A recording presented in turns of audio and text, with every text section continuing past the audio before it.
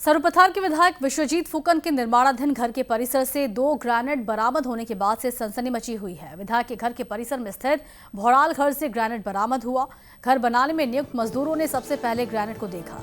Police को इसकी खबर दी गई, जिसके बाद पुलिस की मौजूदगी में 2 ग्रेनेड बरामद किए गए। विधायक के घर के परिसर में ग्रेनेड किसने रखा, यह अभी तक साफ नहीं हुआ है।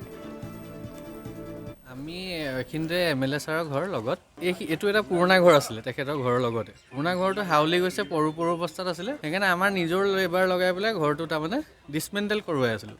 ডিছমেণ্টেল কৰা থাকোঁতে লেবাৰ দুটাই অকণ সন্দেহ কৰিলে কি বস্তু, অলপ আজিকালিতো চবেই অলপ চিনি পায়েই আৰু মই আছিলোঁ এই কাম চাই পেলাই।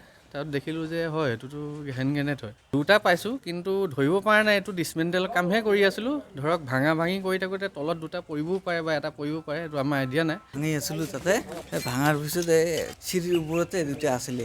আমি ভাবিলোঁ যে লোহাৰ কিবা বস্তু হয়, হাতেদি আনি ইয়াতে থৈ দিছোঁ। তাৰপিছত আমি এটা মিস্ত্ৰীক ডাক দিলোঁ, কি কৈছে, কয় বম হয়।